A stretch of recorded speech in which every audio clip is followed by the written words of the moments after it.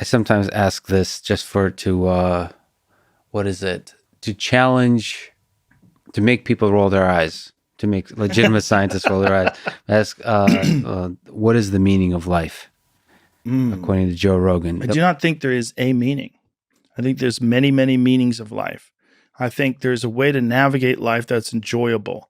I think it requires many things. It requires, first of all, it requires love. You have to have loved ones. You have to have family. You have to have friends. You have to have people that care about you, and you have to care about them. I think that is primary. Then it also requires interests. There has to be things that stimulate you.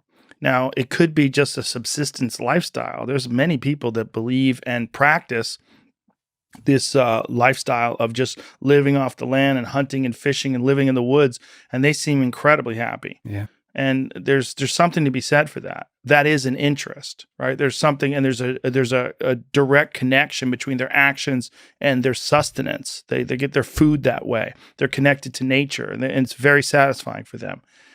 If you don't have that, I think you need something that is interesting to you, something that you're passionate about. And there's far too many people that get sucked into living a life where you're just doing a job. You're just showing up and putting in your time and then going home, but you don't have a passion for what you're doing. And I think that's the recipe for a boring and very unfulfilling life. You mentioned love. If we could just backtrack, what we talked about the demons and the violence in there somewhere. What's the role of love in your own life? It's very important, man. And that's one of the reasons why I'm so interested in helping people. I'm very interested in people feeling good. I like them to feel good.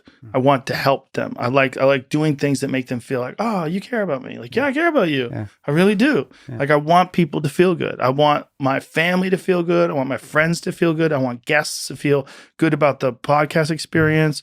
You know, I'm a big believer in, as much as I can, to spread positive energy and joy and happiness and relay all the good advice that I've ever gotten, all the things that I've learned. And if they can benefit people, then I find that those things benefit people and that actually improve the quality of their life or improve their success or improve their relationships, or I'm very happy to do that. That means a lot to me. The way we interact with each other is so important.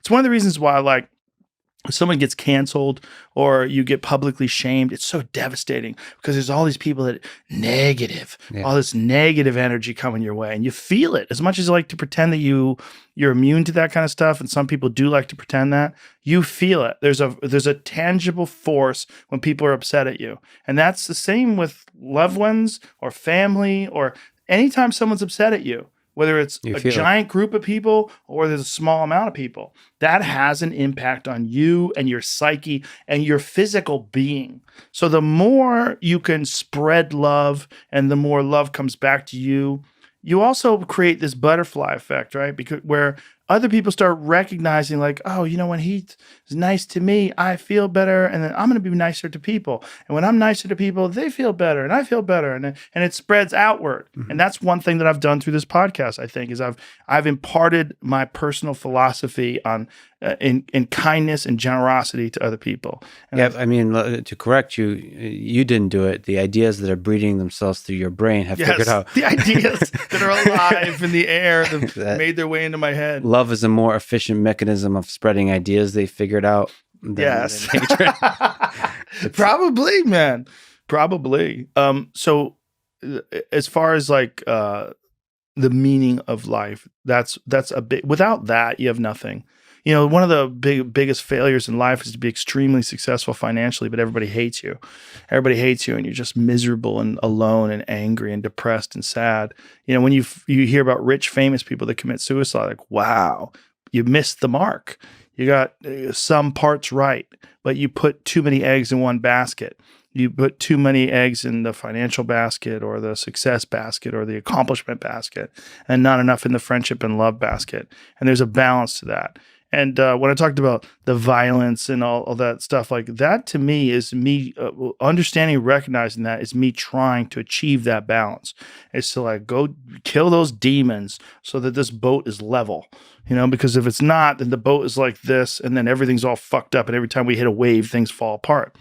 Balance that boat out, figure it out, like know who you are. Some people don't have that problem at all. Some people, they could just go for walks and they're cool as a cucumber. Mm-hmm. I need more.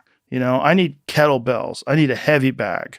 I need the Echo bike, the air assault bike. I need some hardcore shit. And if I don't get that, I don't feel good. So I figured that out too, and that makes me a nicer person. And that makes my interactions nicer. It makes it changes the quality of my friendships and my relationships with people. I think we mentioned Neuralink. I can certainly guarantee that this is one of the memories I'll be replaying 20, 30 years from now once we get the feature ready. Joe, it's a huge honor to talk to you. I hope it's an honor to talk to you too, man. I'm glad you came down here for this. The first week of me doing this here, and it's very cool to have you always. I hope you make Texas cool again and and do your podcast for another 10, 11, whatever, however many years you're still on this earth. All right. Thank you, brother. Thanks, Appreciate you, man.